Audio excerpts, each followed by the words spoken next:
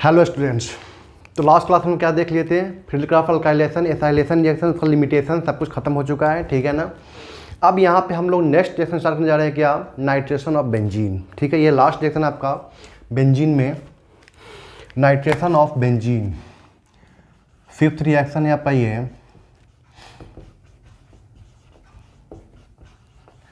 Nitration of benzene, ठीक है ना। बेंजीन में क्या कर रहे हैं? यहाँ पे नाइट्रेशन कर रहे हैं। मतलब यहाँ पे हम लोग क्या बोल सकते हैं? The introduction of the NO2 group, introduction of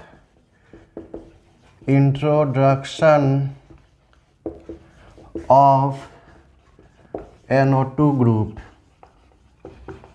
in benzene. Benzene में क्या कर रहे हैं हम लोग? NO2 ग्रुप को इंट्रोड्यूस कर रहे हैं, ठीक है ना। तो इसलिए हम लोग क्या लेते हैं यहाँ पे? रिएजेंट। देखिए यहाँ पे,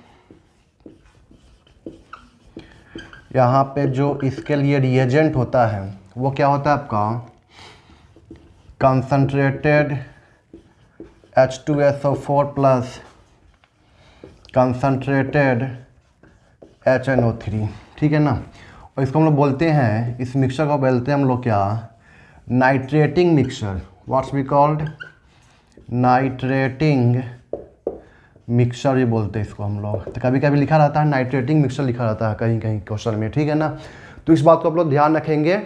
अगर ये नहीं भी लिखा हुआ है concentrated SO4 and concentrated HNO3, और वहाँ पे लिख दिया है सिर्फ और सिर्फ नाइट्रेटिंग मिक्सचर या नाइट्रेटिंग रिएजेंट, ठीक है ना, नाइट्रेटिंग रिएजेंट, इसका मतलब यहाँ पे क्या है कि वहाँ पे हमें क्या करवाना है? नाइट्रेशन ही करवाना है, ठीक है। यहाँ तक क्लियर है?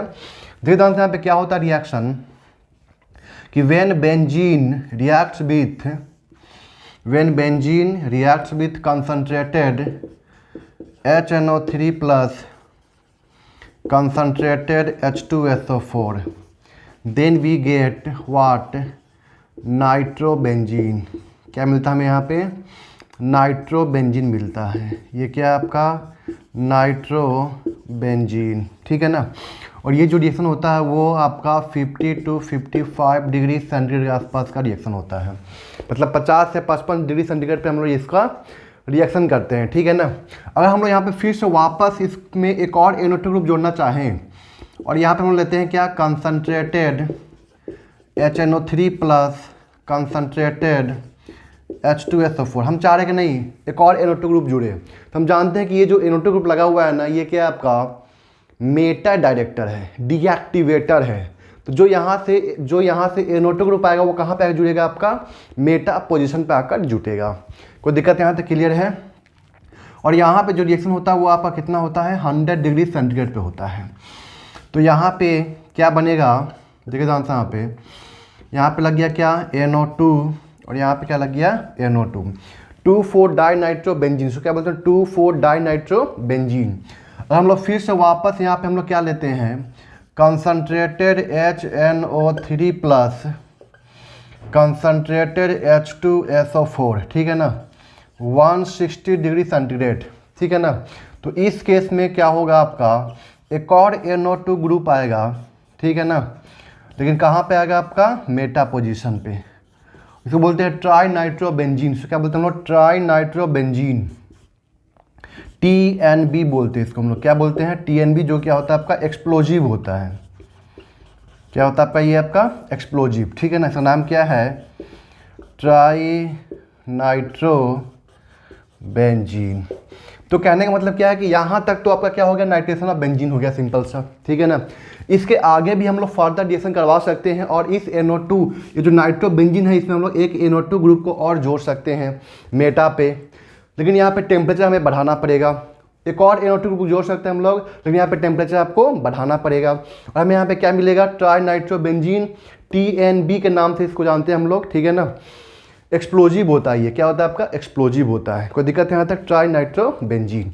अब हम देखते हैं क्या इसका मैकेनिज्म, क्या होता है इसका मैकेनिज्म, ठीक है ना, कैसे बनता है रिएक्शन। बस रिएक्शन ये है, बस आपको ये ध्यान रखना है, सिंपल सा, ठीक है ना। मैकेनिज्म बहुत ज़्यादा इंपॉर्टेंट नहीं है, ठीक है। इसको नोट कीजिए, फिर हम आगे बात करते हैं इस पर। यहाँ पे इसका मैकेनिज्म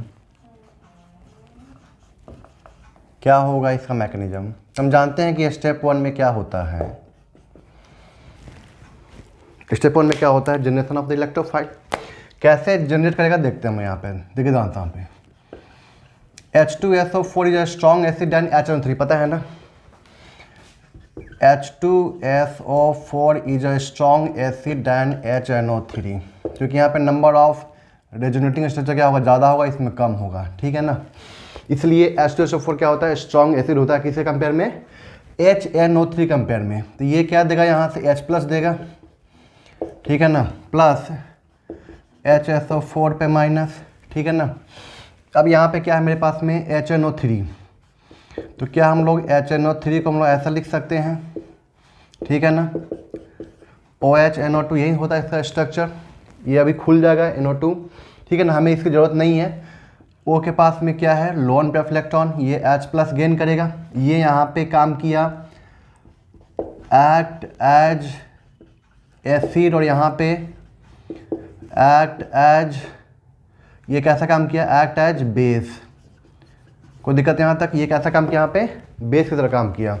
H प्लस गेन कर रहा, बताइए यहाँ पे क्या बन जाएगा, H2O पॉजिटिव NO2, यहाँ से water is a good leaving group बाहर निकलेगा, यहाँ पे बताइए क्या बन जाएगा, H2O प्लस NO2 पे पॉजिटिव चार्ज, इसको बोलते हैं नाइट्रोनियम आयन, नाइट्रोनियम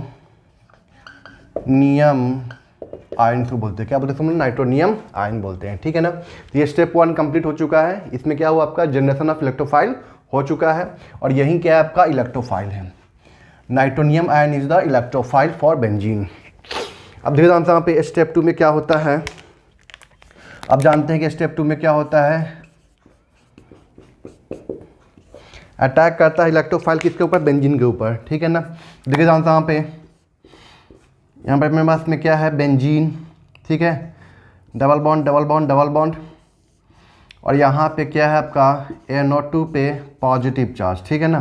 तो पाई बॉन्ड किसी एक एटम के ऊपर शिफ्ट करेगा, ठीक है ना। जैसे यहाँ पे शिफ्ट किया, तो जैसे यहाँ पे निगेटिव आया, निगेटिव जाके यहाँ पे अटैक कर दिया, तो बताइए यहाँ पे क्या बन जाएगा आपका, यहाँ पे निगेटिव मतलब यहाँ पे आगे NO2 ग्रुप आगे जुट गया NO2, और यहाँ पे क्या बन गया आपका बगल में positive charge, double bond double bond. कोई दिक्कत यहाँ तक क्लियर है। और ये स्टेप क्या होता है आपका, रेट डिटरमाइनिंग स्टेप होता है। लेकिन सल्फोनेशन बताए थे आपको और आयोडीनेशन बताए थे कि वो kinetic isotopic effect of H show नहीं करता है, लेकिन ये सब क्या करेगा, आपका kinetic isotopic effect of H show करेगा। कोई दिक्कत यहाँ तक क्लियर है, आरी बात समझ में यहाँ तक। अब देखिए ध्यान से यहाँ पे, अब यहाँ पे क्या होगा आपका कि यहाँ पे इलेक्ट्रोफाइल, ये जो है आपका इलेक्ट्रोफाइल बन चुका है यहाँ पे, और ये रेजोनेंस करेगा, और यहाँ पे क्या बनाएगा आपका 3 सिग्मा कॉम्प्लेक्स बनाएगा। वो सब बनाने नहीं जा रहे हैं यहाँ पे, ठीक है ना, यहाँ तक क्लियर है। अब यहाँ से क्या होगा, removal of H plus, removal of H plus. देखिए ध्यान से यहाँ पे, अब देखिए ध्यान से यहाँ पे रिमूवल ऑफ जो H प्लस होगा किस स्टेप में होगा, आपका फर्स्ट स्टेप में होगा, इसलिए ये आपका kinetic isotopic effect of H show नहीं करेगा। लेकिन जो सल्फोनेशन होता है और जो आयोडीनेशन होता है वो आपका kinetic isotopic effect of H show करेगा, क्योंकि वहाँ पे आपका जो लास्ट स्टेप होता है वो आपका क्या होता है, RDS स्टेप होता है, ठीक है, यहाँ तक क्लियर है। अब देखिए ध्यान से यहाँ पे स्टेप 3, स्टेप 3 में क्या हो रहा है, यहाँ पे रिमूवल ऑफ H प्लस, ठीक है ना, रिमूवल ऑफ H प्लस। यहाँ पॉजिटिव चार्ज है, यहाँ पे NO2 है, डबल बॉन्ड, यहाँ पे H है, ठीक है ना, H2O, O के पास में यहाँ पे क्या है, लोन पे इलेक्ट्रॉन, यहाँ से ये H प्लस गेन कर लिया, और ये बॉन्ड यहाँ पे शिफ्ट हो जाएगा। तो बताइए यहाँ पे क्या बन गया आपका, यहाँ पे क्या बन गया, मतलब एरोमेटिसिटी रिगेन हो गया, यहाँ पे एरोमेटिसिटी क्या हो गया, यहाँ पे रिगेन हो गया, मतलब NO2 ग्रुप आके जुट गया, ठीक है ना। इसको क्या बोलते हैं, नाइट्रो बेंजीन। और ये स्टेप क्या होता है आपका, यहाँ पे फास्ट स्टेप होता है। क्या होता है, ये आपका फास्ट स्टेप होता है, ध्यान रखना है इस चीज़ का। यहाँ पे H2SO4 एक्ट एज एसिड, और यहाँ पे ये जो HNO3 वो कैसा काम करेगा, एज अ बेस काम करेगा, ठीक है ना। H प्लस देगा, ये H प्लस गेन करेगा, वाटर बन के बाहर निकल जाएगा, water is good leaving group, और यहाँ पे क्या बन जाएगा आपका इलेक्ट्रोफाइल बन जाएगा, NO2 plus nitronium ion electrophile आपका बन जाएगा, ठीक है ना। अब ये इलेक्ट्रोफाइल जाकर यहाँ पे अटैक करेगा, स्टेप RDS स्टेप होगा, यहाँ पे बनेगा सिग्मा कॉम्प्लेक्स जो हम लोग सब में किए हैं।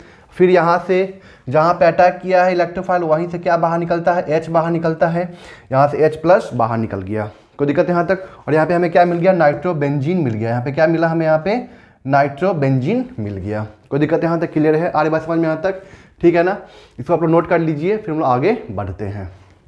अब देखिए यहाँ पे इसका कुछ एप्लीकेशन पार्ट है, ठीक है ना, जैसे हम लोग करते हैं यहाँ पे nitration in phenol and aniline, ठीक है ना। तो जो जैसा हम सोचते हैं ना कि फिनॉल है, OH ग्रुप है, इलेक्ट्रॉन डोनेटिंग ग्रुप है, ठीक है ना, इलेक्ट्रॉन डोनेटिंग ग्रुप है मतलब एक्टिवेटिंग ग्रुप है, एक्टिवेटर है, तो जाहिर सी बात है कि वो ऑर्थो एंड पैरा पे बुलाएगा, जाहिर सी बात है। तो हम ये सोचते हैं कि तो यहाँ पे रिएक्शन हो जाना चाहिए, बट यहाँ पे कुछ और प्रोडक्ट बन जाता है। क्या बनता है, क्यों बनता है, इसके बारे में हम लोग यहाँ पे देखने वाले हैं, ठीक है ना। देखिए जानते हैं यहाँ पे, अब हम यहाँ पे बात करने वाले हैं क्या, प्रॉब्लम कहाँ आती है नाइट्रेशन करने में। तो पहला प्रॉब्लम आता है आपका नाइट्रेशन इन फिनॉल। फिनॉल में करते हैं नाइट्रेशन, तो यहाँ प्रॉब्लम आती है, जो हम सोचते हैं प्रोडक्ट बनने के लिए वो एक्चुअली बनता नहीं है। देखिए जानते हैं यहाँ पे क्यों नहीं बनता है और क्या बन जाता है। OH हमने यहाँ पे लिया, ठीक है, और हमने यहाँ पे क्या लिया, concentrated HNO3 plus concentrated H2SO4, ठीक है ना। Concentrated HNO3 and concentrated H2SO4 बन है लिए हमने यहाँ पे नाइट्रेटिंग रिएजेंट लिए। तो हम लोग सोच रहे थे यहाँ पे क्या बनने के लिए,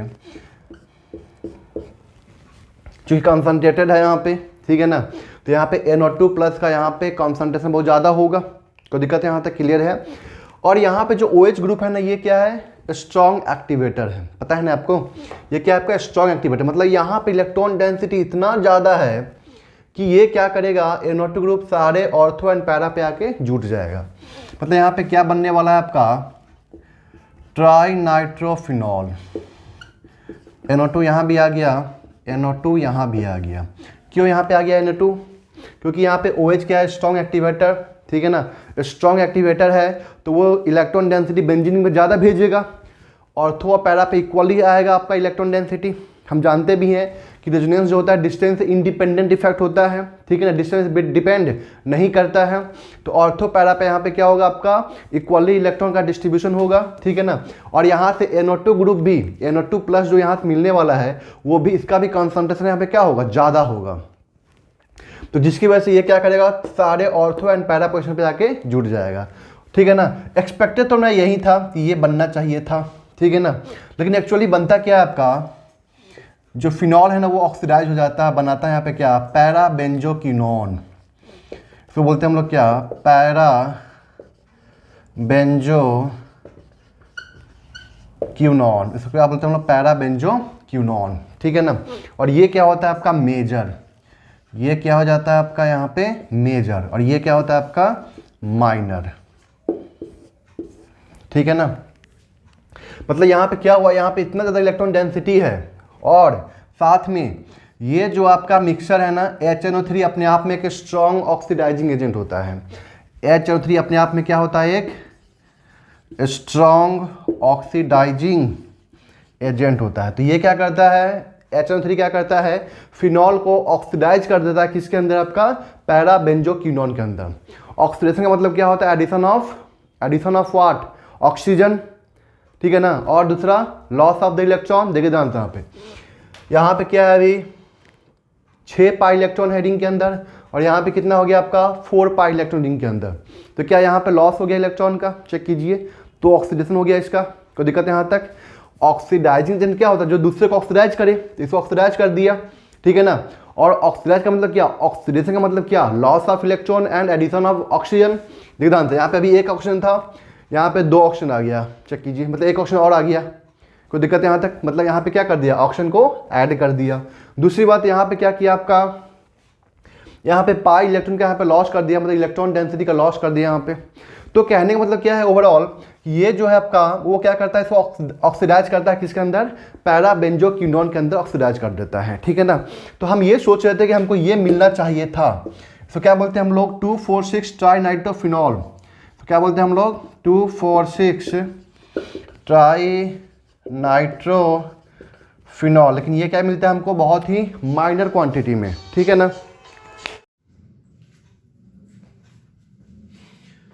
यहाँ पे क्या हुआ आप लोग का, कि यहाँ पे जो फिनॉल है ना, ये फिनॉल क्या हो गया, यहाँ पे ऑक्सीडाइज कर गया ठीक है ना, किसके प्रेजेंस में, स्ट्रॉन्ग ऑक्सीडाइजिंग एजेंट के प्रेजेंस में, किसमें चला गया वो आपका पैराबेंजोक्विनोन के अंदर चला गया। ठीक है ना, कोई दिक्कत यहाँ तक क्लियर है? क्योंकि यहाँ पे क्या आपका मोर इलेक्ट्रॉन डेंसिटी, इसके बाद हम क्या बोलेंगे, phenol have more electron density, phenol have more electron density, so phenol gets oxidized to parabenzoquinone। ठीक है, यहां तक क्लियर है? अब देखिए यहाँ पे अगर हम यहाँ पे कंसंट्रेटेड लिए तो यहाँ पे ये बन गया आपका, ठीक है ना, हम बनाते चले गए थे यहाँ पे क्या, पिक्रिक, इसको क्या बोलते हैं हम लोग, पिक्रिक एसिड बोलते हैं, ध्यान रखना है। इसका कॉमन नेम क्या है यहाँ पे, पिक्रिक एसिड। ठीक है ना, तो यहाँ पे हम लोग क्या सोचेंगे, कुछ दूसरा काम करते हैं। क्या हम लोग यहाँ पे क्या करते हैं, डाइल्यूट HO3 लेते हैं। डाइल्यूट HO3 जो होता है ना, वो भी तो ऑक्सीडाइजिंग एजेंट होता है, बट इसके कंपेयर में क्या होता है, माइल्ड ऑक्सीडाइजिंग एजेंट होता है। ठीक है, तो यहां पे हम लोग क्या ले रहे हैं, phenol on reaction with dilute HNO3। ठीक है ना, तो डाइल्यूट HNO3 लिए यहां पे, तो यहां पे OH और यहां पे क्या आ गया NO2 प्लस, क्योंकि OH क्या है आपका, OH ग्रुप क्या है आपका यहाँ पे एक्टिवेटर है, और यहाँ पे क्या बन गया आपका पैरा, मतलब ऑर्थो, इसको क्या बोलते हैं ऑर्थो नाइट्रोफिनॉल, इसे क्या बोलते हैं हम लोग, पैरा नाइट्रोफिनॉल। तो दिक्कत है यहाँ तक। तो यहाँ पे क्या लिए, डाइल्यूट HNO3 लिए यहाँ पे, तो क्या बना यहाँ पे ortho nitrophenol and para nitrophenol. कोई दिक्कत है यहाँ तक? अब देखिए ध्यान से, आपको ये लग रहा होगा कि सर यहाँ पे आपने HNO3 तो लिया आखिर में, तो फिर यहाँ पे ऑर्थो ही क्यों बना, यहाँ पे पैराबेंजोक्विनोन क्यों नहीं बना? क्योंकि देखिए ध्यान पे, ये जो आपका डाइल्यूट HNO3 है ना, आप लोग पढ़े होंगे इनऑर्गेनिक केमिस्ट्री के अंदर कि जो कंसंट्रेटेड HNO3 होता है वो क्या आपका स्ट्रॉन्ग ऑक्सीडाइजिंग एजेंट होता है। ठीक है ना, बट यहाँ पे जो आपका डाइल्यूट HNO3 है ना, वो क्या होता है आपका माइल्ड ऑक्सीडाइजिंग एजेंट होता है, तो ये इसको ऑक्सीडाइज नहीं कर पाता है। कोई दिक्कत यहाँ तक क्लियर है? इसके पास अभी भी इलेक्ट्रॉन डेंसिटी है, बट यहाँ पे हमने क्या किया, डाइल्यूट ले लिया। ठीक है ना, यहाँ पे हमने क्या ले लिया, डाइल्यूट, और ये क्या आपका कंसंट्रेटेड। कोई दिक्कत यहाँ तक क्लियर है? तो इसका जो है ना यहाँ परसेंटेज भी क्या होगा, यहाँ पे ये क्या होगा आपका माइनर, ये क्या होगा आपका मेजर। कोई दिक्कत यहाँ तक क्लियर है? आ रही बात समझ में? इसका मैं परसेंटेज यहाँ पे लिख देता हूँ, देखिए यहाँ पे क्या होता है आपका 26%, यहाँ पे कितना होता है आपका 61%, 26% होता है, और ये कितना होता है आपका 61%। कोई दिक्कत यहाँ तक क्लियर है? लेकिन देखिए ध्यान से 61 26 कितना हो जाएगा 87, लेकिन फिर भी यहाँ पे 13% जो होगा वो ऑक्सीडाइज तो जरूर हुआ होगा। अरे बात समझ में, 13% यहाँ पे क्या हुआ आपका ऑक्सीडाइज हुआ होगा, लेकिन यहाँ पे क्या है ग्रेटर देन 90% है। ये प्रोडक्ट क्या आपका ग्रेटर देन 90% है पैराबेंजोक्विनोन, और ये बहुत कम है, लेस देन 10% है। बट यहाँ पे क्या हुआ आपका 61% बना गया आपका पैरानाइट्रोफिनॉल, और 26% क्या बना यहाँ पे ऑर्थोनाइट्रोफिनॉल। कोई दिक्कत यहाँ तक क्लियर है? लेकिन हाँ, यहाँ भी कुछ ना कुछ अमाउंट में पैराबेंजोक्विनोन बना होगा। ठीक है ना, लेकिन उसका परसेंटेज क्या होगा यहाँ पे कम होगा। मैं यहाँ पे ये बोलना चाह रहा हूँ। कोई दिक्कत यहाँ तक क्लियर है? अब मेजर में ये दोनों होगा, मतलब ये क्या होगा मेजर, ये क्या होगा माइनर। ठीक है, यहाँ तक क्लियर है? अब देखिए यहाँ पे कि जो ये आपका ऑर्थोनाइट्रोफिनॉल है या जो यहाँ पे पैरानाइट्रोफिनॉल है, ठीक है ना। अब देखिए ध्यान से, इसके बारे में कुछ थोड़ा सा मैं बताने जा रहा हूँ यहाँ पे। ठीक है ना, इसके बाद हम चलेंगे क्या कि इसको हम कैसे बनाते हैं पिक्रिक एसिड को। इसके लिए दो मेथड आया यहाँ पे। ठीक है ना, दो मेथड आया किसके लिए, पिक्रिक एसिड के फॉर्मेशन के लिए। ठीक है ना, इसको नोट कर लीजिए पहले इस दोनों के बारे में थोड़ा सा बता देता हूँ, फिर आगे मैं बढ़ूंगा। अब देखिए यहाँ पे ये क्या आपका ऑर्थोनाइट्रोफिनॉल, ये क्या आपका पैरानाइट्रोफिनॉल। ठीक है ना, अब जरा यहाँ पे देखिए यहाँ पे ये क्या बनाएगा आपका इंट्रामॉलिक्यूलर एस बॉन्डिंग, और ये क्या बनाता है आपका इंटरमॉलिक्यूलर एस बॉन्डिंग। ये क्या बनाएगा आपका इंट्रा मॉलिक्यूलर एच बॉन्डिंग। ठीक है ना, बट ये क्या बनाएगा आपका इंटर मॉलिक्यूलर एच बॉन्डिंग बनाएगा। ये क्या बनाएगा आपका इंटरमॉलिक्यूलर एच बॉन्डिंग का फॉर्मेशन करेगा। कोई दिक्कत यहाँ तक क्लियर है। अब ये जो यहाँ पे बनाएगा आपका इंटरमॉलिक्यूलर एच बॉन्डिंग, मतलब ये मॉलिक्यूल और एक और दूसरा मॉलिक्यूल उल्टा लगा दीजिए। यहाँ पे OH है, यहाँ पे क्या आएगा NO2 और नीचे में क्या आ जाएगा OH। तो दिक्कत यहाँ तक क्लियर है।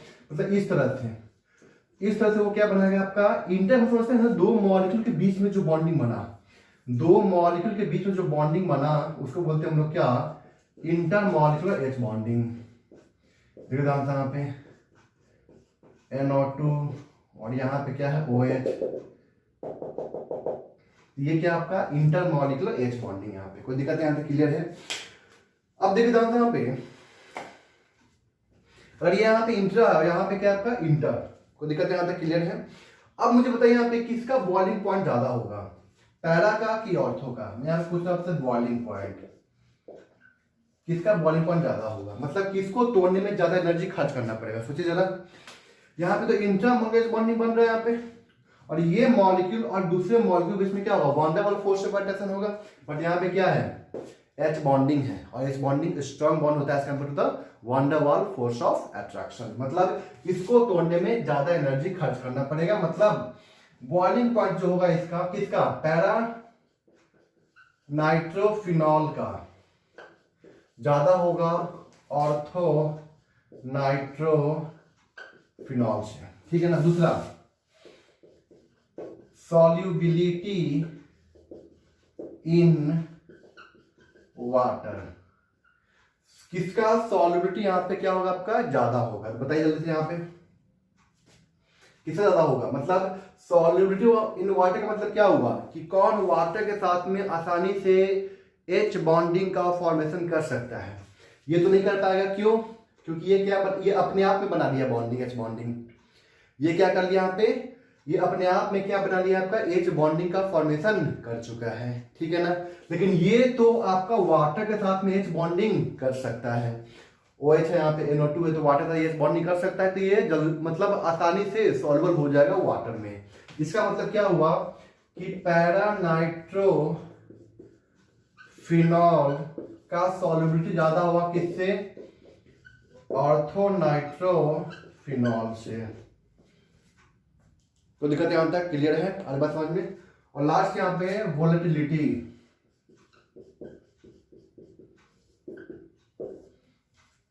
ठीक है ना, कौन जल्दी से उड़ जाएगा, तो जल्दी से ये ऑर्थो नाइट्रोफिनॉल जो होगा वो जल्दी से उड़ जाएगा।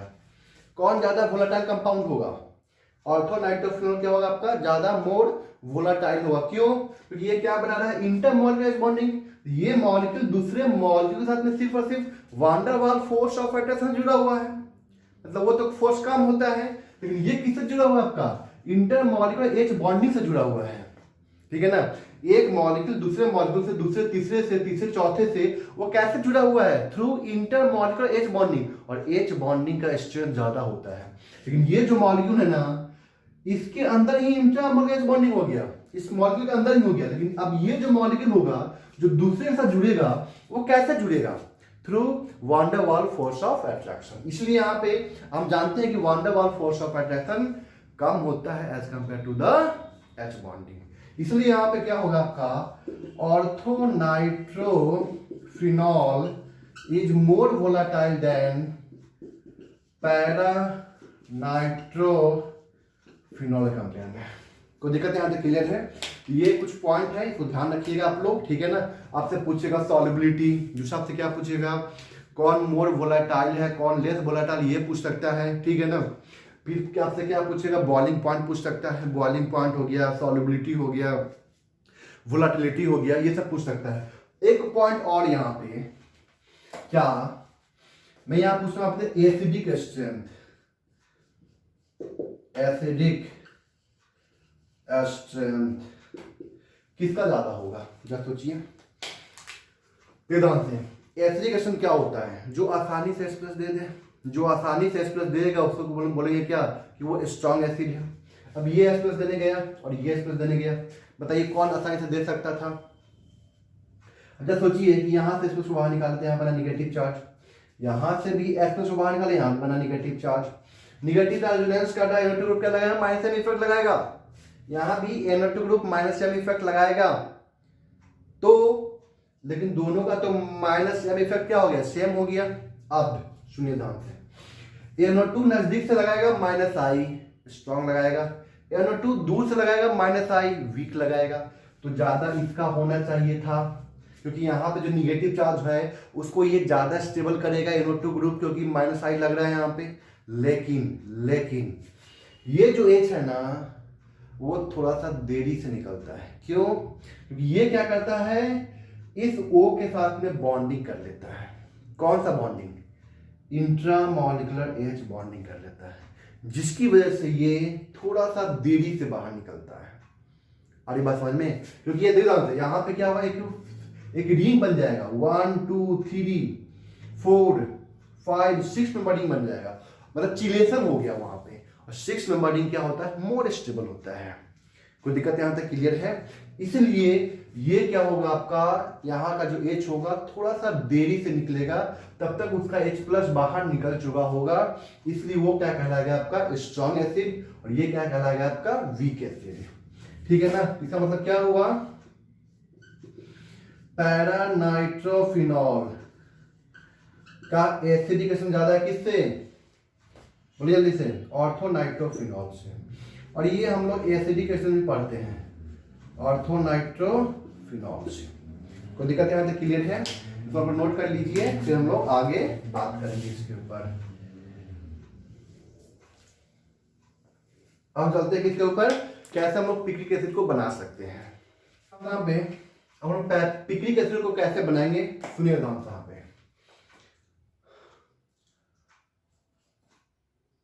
हाउ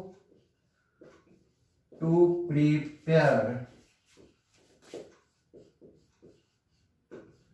पिक्रिक एसिड, कैसे बनाएंगे इसको हम लोग, सुनिएगा यहाँ पे। हम यहाँ पे क्या करते हैं, फिनॉल लेते हैं। क्या हमने लिया यहाँ पे, फिनॉल। और यहाँ पे क्या लेते हैं, कंसंट्रेटेड H2SO4। ये जो आपका H2SO4 है ये सल्फोनेशन करेगा, ठीक है ना। ये आपका माइल्ड ऑक्सीडाइजिंग एजेंट होता है, स्ट्रॉन्ग नहीं होता, इस बात का आपको ध्यान रखना है, ठीक है ना। अगर ये माइल्ड ऑक्सीडाइजिंग एजेंट है तो ऑक्सीडाइज नहीं करेगा, तो सिंपल यहाँ पे क्या होगा आपका SO3H 2 मोल लेंगे हम लोग, यहाँ पे आके जुड़ जाएगा ऑर्थो एंड पैरा पे। ठीक, अब यहाँ पे क्या हुआ आपका, SO3H के जुड़ने से यहाँ पे क्या हो गया आपका, इसमें ये सब क्या होता है, इलेक्ट्रॉन विथड्रॉइंग ग्रुप होता है। ये दोनों के दोनों क्या है आपका, इलेक्ट्रॉन विथड्रॉइंग ग्रुप है। तो यहाँ पे इलेक्ट्रॉन डेंसिटी कम हो चुका है। अगर हम यहाँ पे अब क्या ले लें, concentrated HNO3 plus concentrated H2SO4 ले लें, तो अब यहाँ पे क्या होगा आपका OH NO2 और NO2। आप लोग पढ़े डीसल्फोनेशन रिएक्शन, किसमें, सल्फोनेशन में, याद है ना, बताए थे ना वहां पे डीसल्फोनेशन रिएक्शन, इप्सो अटैक, याद है इप्सो अटैक। वहां पे क्या होता था, क्या कॉन्सेप्ट बताए थे, याद है कि strong electrophile will displace the weak electrophile. अब बताइए कि यहां से कौन निकलने वाला इलेक्ट्रोफाइल, NO2 पे पॉजिटिव निकलने वाला इलेक्ट्रोफाइल, और यहां से SO3। बताइए दोनों में स्ट्रॉन्ग इलेक्ट्रोफाइल कौन सा है, NO2 प्लस या SO3? NO2 प्लस, क्योंकि पॉजिटिव चार्ज वाला है और ये क्या आपका न्यूट्रल इलेक्ट्रोफाइल है, इसलिए NO2 plus is a strong electrophile than SO3। इसका मतलब क्या हुआ कि यहाँ पे इप्सो अटैक हुआ। अब इसका मैकेनिज्म हम जानते हैं, पहले से इप्सो अटैक का बताया था ना। अब ये NO2 ग्रुप यहाँ पे अटैक करके SO3 को बाहर निकाला, यहाँ पे अटैक किया, इसको बाहर निकाला, खुद जाके यहाँ पे जुड़ गया, और यहाँ पे क्या बन गया इस तरह से पिक्रिक एसिड का फॉर्मेशन हो गया। और यही रिएक्शन आपका दिया हुआ है एनसीईआरटी बुक में कि nowadays picric acid can be prepared by this method. ठीक है ना, क्लियर है यहाँ तक? ये तो एक मेथड है यहाँ पे जिसको हम लोग पिक्रिक एसिड को बना सकते हैं, लेकिन इसके साथ में एक और मेथड है। क्या, सुनिए ध्यान से यहाँ पे, सेकेंड मेथड भी है इसका, देखिए ध्यान से यहाँ पे। अगर हम लोग यहाँ पे डायरेक्ट बनाना चाहें, मतलब ये सब झमेला ना करें, सीधे हम लोग इससे बनाना चाहें, तो एक काम हम यहाँ पे ये कर सकते हैं। क्या, अगर यहाँ से NO2 प्लस तो बाहर निकलेगा, जाहिर सी बात है। और ये कंसंट्रेटेड HO3 क्या है, स्ट्रॉन्ग ऑक्सीडाइजिंग एजेंट है। अब जब सोचिए आप, ये स्ट्रॉन्ग ऑक्सीडाइजिंग एजेंट तो है, अगर इसके पास इलेक्ट्रॉन डेंसिटी कम हो जाए तो तब तो उसके लिए तो काम नहीं करेगा। आगे बात समझ में, वो भले ही स्ट्रॉन्ग है, ऑक्सीडाइजिंग एजेंट है, दूसरे को ऑक्सीडाइज करेगा। अरे ऑक्सीडाइज मतलब क्या, लॉस ऑफ इलेक्ट्रॉन करवाएगा। अगर इसके पास में इलेक्ट्रॉन रहेगा तभी तो लॉस करवाएगा। अरे बात समझ में, तो हम लोग क्या करते हैं ना, इसमें कुछ ऐसा कुछ कर देते हैं कि जिससे कि इसका इलेक्ट्रॉन डेंसिटी कम हो जाए। इसमें हम लोग कुछ ऐसा कर देते हैं जिससे कि इलेक्ट्रॉन डेंसिटी कम हो जाए। क्या करते हैं, सुनिए ध्यान से यहाँ पे। इसका रिएक्शन आप लोग आगे पढ़िएगा, ठीक है ना। फिनॉल के अंदर, अल्कोहल के अंदर acetylation reaction, acetylation of phenol या एसिटाइलेशन ऑफ अल्कोहल, ठीक है, कोई दिक्कत यहां तक। और ऐसे भी आप लोग पढ़े हैं कि इसके अंदर आपका SN-AE रिएक्शन के अंदर, किसके अंदर, SN-AE रिएक्शन के अंदर nucleophilic substitution through addition and elimination reaction के अंदर, ठीक है। देखिए यहाँ पे अगर हम यहाँ पे ले ले एसाइल हैलाइड या एनहाइड्राइड या एस्टर, याद है आपको,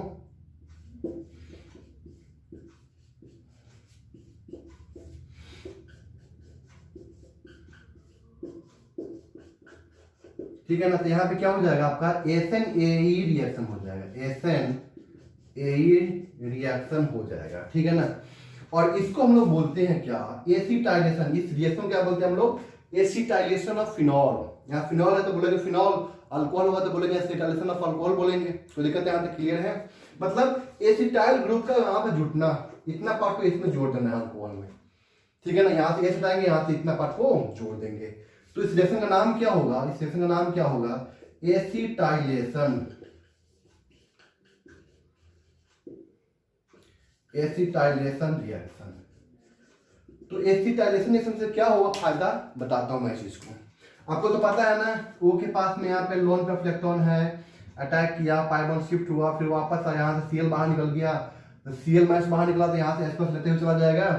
बताइए यहाँ पे क्या बन जाएगा, देखिए यहाँ पे बेंजीन, यह तो O तरह जाएगा यहाँ पे, और यहाँ पे C double bond O CH3। अगर पहला लेंगे हम यहाँ पे तो क्या मिल जाएगा, हमें यहाँ पे HCl मिलेगा। ये लेंगे तो क्या मिल जाएगा, एसिड मिल जाएगा। ये लेंगे तो क्या मिल जाएगा, अल्कोहल मिल जाएगा यहाँ पे बाय प्रोडक्ट में।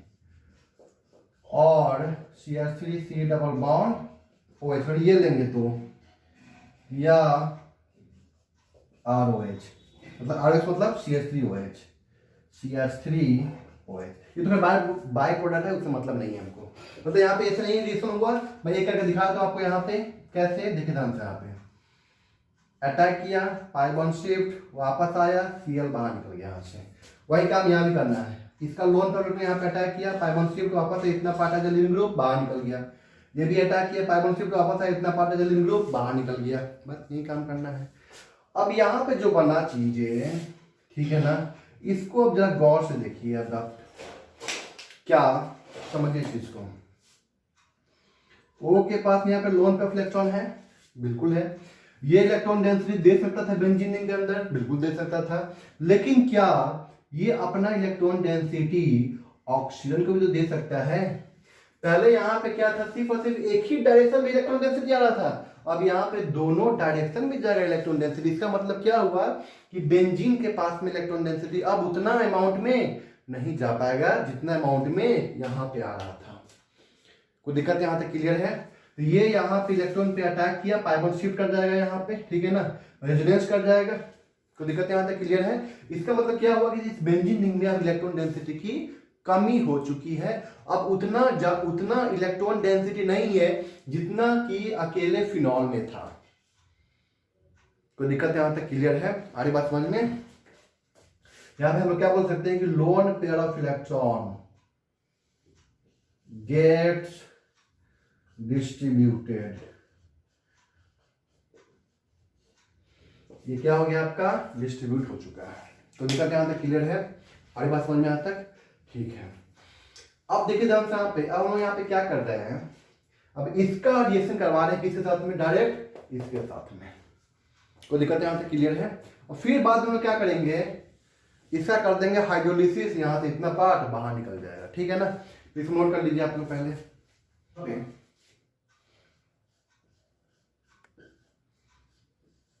ओ C double bond O CH3। अब हम यहाँ पे क्या ले रहे हैं, concentrated HNO3 plus concentrated H2SO4। ठीक है, यहाँ तक क्लियर है। अब यहाँ पे क्या होगा आपका NO2 ग्रुप आगे जुटेगा, कहाँ पे जुटेगा, ऑर्थो एंड पैरा पे। कहाँ पे जुटेगा आपका, ऑर्थो एंड पैरा पे जुटेगा। ये तो खैर वेरी माइनर होगा, ये क्या होगा आपका वेरी माइनर, मतलब माइनर प्रोडक्ट बनेगा यहाँ पे, क्योंकि यहाँ पे हिंड्रेंस ज्यादा होगा। और ये क्या होगा आपका मेजर, ये क्या होगा आपका मेजर, ये क्या होगा आपका यहाँ पे minor due to the hindrance. कोई दिक्कत यहाँ तक क्लियर है। अब हम यहाँ पे क्या करते हैं, सुनिए ध्यान से। यहाँ पे अब मेरा काम हो चुका है, अब यहाँ से इतना पार्ट को हम हटा देंगे। इसमें क्या करेंगे, यहाँ पे H3O प्लस मतलब हाइड्रोलिसिस करवाएंगे। क्या करवाएंगे हम यहाँ पे, इसका हाइड्रोलिसिस करवाएंगे, ठीक है ना। तो हाइड्रोलिसिस सिंपल सी बात है, एसिडिक मीडियम है, मतलब H प्लस है एंड H2O है, ठीक है ना। एस्टर है, चेक कीजिए, ये क्या आपका एस्टर है, तो दिक्कत यहाँ तक क्लियर है। एस्टर है तो SN-AE रिएक्शन होगा, कौन सा रिएक्शन होगा यहाँ पे, इस दोनों केस में कौन सा रिएक्शन होगा, SN-AE रिएक्शन। H प्लस गया, ठीक है ना, वाटर जाके यहाँ पे अटैक करेगा, पाइबन शिफ्ट वापस आएगा, इतना पार्ट लिविंग ग्रुप बाहर निकल जाएगा, तो बताया हुआ है ना। और फिर बाद में H प्लस गेन कर लेगा। तो मैं यहाँ पे डायरेक्ट शॉर्टकट दिखा रहा हूँ, शॉर्टकट से H और यहाँ पे OH बॉन्ड को तोड़ दिए, यहाँ भी H OH बॉन्ड को तोड़ दिए। बताइए यहाँ पे क्या बना आपका, यहाँ पे क्या आ जाएगा, OH NO2 plus OH NO2, ठीक है ना, ये बन गया यहाँ पे। अब यहाँ पे क्या करना है, ऑर्थो भी मिल गया, पैरा भी मिल गया। अब इसमें क्या कर देना है, concentrated HNO3 plus concentrated H2SO4 लेकर डाल दीजिए। क्यों, अब यहाँ पे ऑक्सीडेशन नहीं होगा, क्यों नहीं होगा, क्योंकि यहाँ पे एक NO2 ग्रुप लग चुका है, ठीक है ना, जिसकी वजह से यहाँ पे इलेक्ट्रॉन डेंसिटी की कमी हो गई होगी, ठीक है ना, कमी हो जाएगी। यहाँ पे उतना ज्यादा अमाउंट में इलेक्ट्रॉन डेंसिटी नहीं होगा, तो ये स्ट्रॉन्ग ऑक्सीडाइजिंग एजेंट होते हुए भी इसको ऑक्सीडाइज नहीं करा पाएगा। तो अब यहाँ पे दोनों से क्या बन जाएगा आपका, पिक्रिक एसिड बन जाएगा, OH NO2, इसके भी दो जगह पे जुड़ जाएगा, पैरा पे एंड ऑर्थो पे, यहाँ पे दोनों पे ऑर्थो पे, और यहाँ पे आपका ये बन जाएगा 2,4,6 ट्राइनाइट्रोफिनॉल, मतलब पिक्रिक एसिड का फॉर्मेशन हो गया। कोई दिक्कत यहाँ तक क्लियर है। अब देखो ये कैसे लिख के आएगा आपके पास रिएक्शन, सुनिए ध्यान से, क्वेश्चन में कैसे पूछेगा आपसे, देखिए ध्यान से। आप यहाँ पे लिख देगा क्या, अल्कोहल, एरो पे क्या क्या देता है, देखिए ध्यान से। यहाँ पे फर्स्ट दे यहाँ पे क्या, एसिटिक एनहाइड्राइड, ठीक है, तो दिक्कत यहाँ तक। सेकेंड ये हो गया, मतलब एसिटाइलेशन हो चुका है। फिर यहाँ पे करेगा क्या, concentrated HNO3 plus concentrated H2SO4, NO2 आप लोग जोड़ दीजिएगा वहां पे। थर्ड में हाइड्रोलिसिस, ठीक है ना। अब यहाँ पे फोर्थ में concentrated HNO3 plus concentrated H2SO4। आपको क्या करना है, इससे इतना चीज लेंगे तब जाके यहाँ पे क्या बन जाएगा आपका पिक्रिक एसिड का फॉर्मेशन हो जाएगा। समझ आ रहा है। पहले यहाँ पे क्या होगा एसिटाइलेशन, फिर यहाँ पे एक NO2 ग्रुप जुड़ेगा ऑर्थो पैरा पे, ठीक है ना। फिर हम लोग क्या कर देंगे हाइड्रोलिसिस, तो ये कर दिया हम लोग हाइड्रोलिसिस, तो यहाँ पे क्या बन गया ऑर्थोनाइट्रोफिनॉल एंड पैरानाइट्रोफिनॉल बन गया यहाँ पे, ठीक है ना। फिर हमने क्या दिया यहाँ पे concentrated HNO3 and concentrated H2SO4, यहाँ पे क्या बन गया 2,4,6 ट्राइनाइट्रोफिनॉल बन गया। कोई दिक्कत यहाँ से क्लियर है, नोट कीजिए जल्दी से आप लोग। अब यहाँ पे लास्ट बचता है क्या आपका, नाइट्रेशन ऑफ एनिलीन या नाइट्रेशन इन एनिलीन, ठीक है ना, बी पार्ट है यहाँ पे।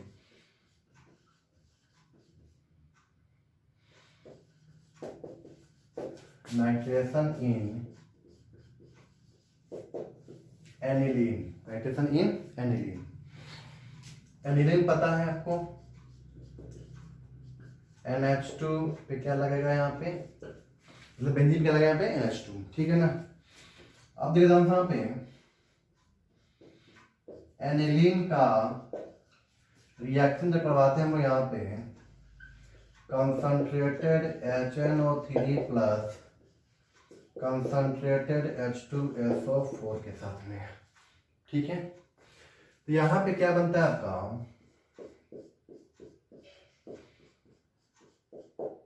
NH2 NO2 plus NH2 NO2, ठीक है, ऑर्थो वाला मेटा वाला, और यहाँ पे है पैरा वाला, ठीक है, और साथ में बेंजोक्विनोन ये भी बनता है, ठीक है। और ये तीनों जो होता है ना आपका लेस देन 10% होता है, कितना होता है, लेस देन 10%, और ये कितना होता है, ग्रेटर देन 90%। सोचिए जरा क्यों ऐसा हुआ। अब जब सोचिए कि OH से कंपेयर में तो NH2 तो और क्या होता है आपका, स्ट्रॉन्ग एक्टिवेटर होता है, यहाँ पे इलेक्ट्रॉन डेंसिटी और ज्यादा आया होगा। अरे बात समझ में, इलेक्ट्रॉन डोनेटिंग पावर किससे ज्यादा होता है, प्लस एम इफेक्ट किससे ज्यादा होता है, NH2 या OH का, NH2 का प्लस एम इफेक्ट ज्यादा होता है as compare to the OH group, ठीक है ना। तो ये ज्यादा इलेक्ट्रॉन डेंसिटी दिया, तो यहाँ पे क्या बन गया आपका पैरा बेंजोक्विनोन, यहाँ भी बना, ठीक है ना। बट यहाँ पे ये जो बना आपका 10% में बना, ठीक है ना, ये सब तीनों के लिए क्या बना आपका 10%। अब वो बोल रहा सर यहाँ पे मेटा बना दिया आप, जबकि ये क्या आपका यहाँ पे इलेक्ट्रॉन डोनेटिंग ग्रुप है, तो मेटा यहाँ पे कैसे बन सकता है, मेटा ही बनता है। बताता हूँ क्यों और कैसे बनता है, देखिए दाम यहाँ पे। अब थोड़ा सा इसका परसेंटेज सुन लीजिए आप लोग, बहुत आश्चर्य होगा यहाँ पे, इसका बनता है 51%, पैरा वाला कितना बनता है 51%, मेटा वाला बनता है आपका 47%। सुन के होगा आश्चर्य हुआ आपका, ठीक है ना। और ये लगभग कितना बनता है आपका 2%, ठीक है ना, यही परसेंटेज है 51%, 47% एंड 2%। बोल रहा सर ये मेटा वाला कैसे बन गया 47%, बताता हूँ चीज को मैं, बताता हूँ चीज को मैं कि 40% कैसे बना मेटा वाला, देखिए दाम। लेकिन हाँ ये 10% के अंदर का ये परसेंटेज है, ये एक्चुअली 51% किसके अंदर का है, 10% जो बना होगा ना उसमें ये 51% बना है, जो 10% बना होगा उसके अंदर ये 47% बना है, 10% में ये कितना बना 2% बना, कोई दिक्कत यहाँ तक। लेकिन ये तो क्या है आपका माइनर, ये क्या आपका यहाँ पे माइनर, और ये क्या आपका यहाँ पे मेजर, ये क्या आपका यहाँ पे मेजर, इस बात को आपको ध्यान रखना है, ठीक है, यहाँ तक क्लियर है। अब देखो यहाँ पे मैं यहाँ पे एक्सप्लेन करता हूं, explanation for Meta product, Meta product का एक्सप्लेनेशन देखिए ध्यान से। NH2 है, ठीक है ना, बेंजीन, H2SO4 स्ट्रॉन्ग एसिड है, H प्लस देगा, जाहिर सी बात है। N के पास में यहाँ पे क्या है लोन ऑफ इलेक्ट्रॉन, ये H प्लस गेन कर लेगा, बताइए यहाँ पे क्या बन जाएगा आपका NH3 पे पॉजिटिव बन जाएगा यहाँ पे, ठीक है ना। अब यहाँ पे NO2 प्लस आया, ठीक है ना, और ये जो NH3 प्लस है ये क्या आपका इलेक्ट्रॉन विथ ड्रॉइंग ग्रुप है, ठीक है ना, डीएक्टिवेटर है, कहाँ बुलाएगा मेटा बुलाएगा, जाहिर सी बात है। तो यहाँ पे क्या बन जाएगा आपका NH3 पॉजिटिव और NO2 आके जुड़ गया, फिर यहाँ से ये क्या कर देगा H प्लस लॉस कर देगा, और यहाँ पे क्या बन गया आपका NO2 बन गया, ध्यान रखना है चीज का, ठीक है ना, ये इंपॉर्टेंट नहीं है, ठीक है ना, बस ये बना क्योंकि यहाँ पे एसिड जो है पर क्या है, कॉन्सेंट्रेटेड एसिड, स्ट्रॉन्ग एसिड है, ये H प्लस चार्ज बदलेगा, तो इसका जो कुछ परसेंटेज होगा ना वो क्या होगा आपका एनिलीनियम आयन में कन्वर्ट हो जाएगा। इसको क्या बोलते हैं, एनिलीनियम आयन, एनिलीनियम आयन इसको बोलते हैं, इसमें कन्वर्ट हो जाएगा। कोई दिक्कत यहाँ तक क्लियर है। फिर NO2 ग्रुप आगे जुड़ेगा यहाँ पे मेटा पे, यहाँ से H प्लस लॉस कर देगा, ठीक है। यहाँ पे क्या बन गया, Meta nitro aniline, Meta nitro aniline का फॉर्मेशन हो जाएगा। इसलिए इसका परसेंटेज क्या होता है, 47% होता है। कोई दिक्कत यहाँ तक क्लियर है। अब देखिए दादा, इसका 51% क्या हुआ, इसका 2% हुआ, क्योंकि यहाँ पे ये क्या होगा आपका नजदीक में लग रहा है ना, तो रिपल्सन होगा, और यहाँ पे कोई रिपल्सन नहीं, स्टेरिक रिपल्सन यहाँ पे नहीं है, इसलिए क्या होगा आपका ज्यादा बनेगा। कौन, पैराबोला क्या होगा आपका ज्यादा बनेगा, क्योंकि यहाँ पे कोई रिपल्सन नहीं है। क्लियर यहाँ तक, ठीक है। तो अब सर हम कैसे बनाएंगे, अगर हमें यहाँ पे सिर्फ और सिर्फ एक ही NO2 ग्रुप जोड़ना होगा, तो हम यहाँ पे कैसे बनाएंगे इसको। फिर वही काम एसिटाइलेशन, ठीक है ना, हम लोग क्या करवाएंगे यहाँ पे एसिटाइलेशन ऑफ एनिलीन करवा देंगे, एरिगेशन करवाएंगे यहाँ पे हम लोग, ठीक है ना। इसको प्रोटेक्ट कर लेंगे ताकि इसका N के पास में जो लोन पे इलेक्ट्रॉन है ना, वो ऑक्सीजन के साथ में क्या कर जाए, रेजोनेंस कर जाए, तो वो इलेक्ट्रॉन डेंसिटी यहाँ पे बहुत कम दे पाएगा, तो ये वाला प्रोडक्ट खत्म हो जाएगा वहां पे, ये वाला प्रोडक्ट यहाँ पे क्या होगा, खत्म हो जाएगा। कोई दिक्कत यहाँ तक क्लियर है। उसको मैं बनाता हूँ, प्लीज नोट कर लीजिए आप लोग।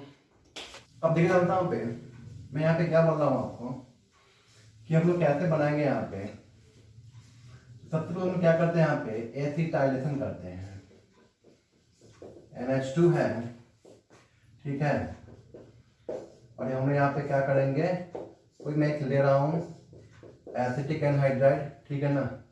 ये क्या होगा आपका acetylation of aniline, acetylation of aniline, ठीक है ना। तो यहाँ पे क्या बन जाएगा आपका NH double bond O CH3, और यहाँ पे क्या है आपका बेंजीन, क्या है यहाँ पे बेंजीन, ठीक है। यहाँ पे क्लियर है। कौन सा मैकेनिज्म है यहाँ पे, SNAE रिएक्शन, SNAE रिएक्शन, ठीक है ना।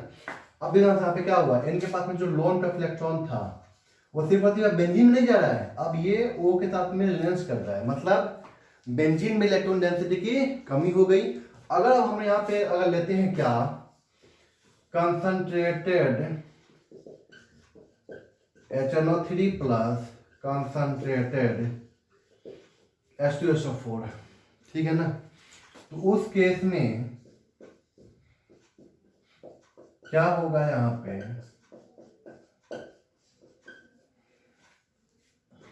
आके NO2 ग्रुप आगे जुड़ जाएगा, क्योंकि अब तो इसको प्रोटॉन, अब तो इसको ऑक्सीडाइज नहीं करा पाएगा, ठीक है ना।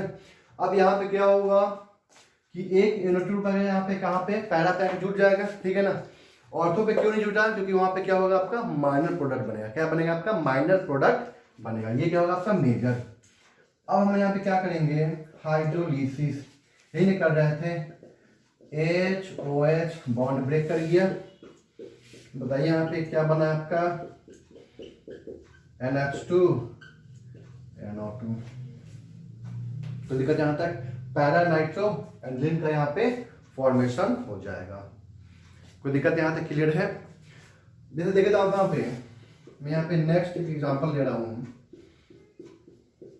अगर यहाँ पे 3 डिग्री एनिलीन है, ठीक है, क्या है आपका यहाँ पे 3 डिग्री एनिलीन, और यहाँ पे HNO3 ले रहे हैं, बट यहाँ पे हम लोग एसिटिक एसिड ले रहे हैं, मतलब यहाँ पे हम क्या बोल रहे हैं, माइल्डर कंडीशन, माइल्डर कंडीशन या माइल्ड कंडीशन, हम यहाँ पे क्या ले रहे हैं माइल्ड कंडीशन। यहाँ पे हम लोग कंसंट्रेटेड नहीं लिए हैं, कंसंट्रेटेड H2SO4 नहीं लिए हैं, ठीक है ना, सिंपल सा H प्लस देने वाला हम लोग एसिड लिए जो कि वीक एसिड होता है, ठीक है ना। तो इस केस में क्या होगा आपका NCH3 होल 2, सिंपल से क्या करना है, वो N के पास में क्या है लोन पे इलेक्ट्रॉन प्लस M शो करेगा, कहाँ बुलाएगा, और तो इसका क्या होगा आपका हिंडर पोजीशन होगा, माइनर बनेगा, और ये क्या होगा आपका मेजर बनेगा, ये क्या होगा आपका यहाँ पे मेजर, ठीक है ना। फिर वही काम, ये H प्लस दिया, ये H प्लस गेन किया, वाटर बन के बाहर निकल गया, NO2 प्लस आ गया यहाँ पे, ये आके यहाँ पे अटैक कर दिया पैरा पे, बस सिंपल सा, ठीक है ना। ये था आपका क्या, nitration of phenol, nitration of aniline and nitration of benzene आपका खत्म हो चुका है, ठीक है ना।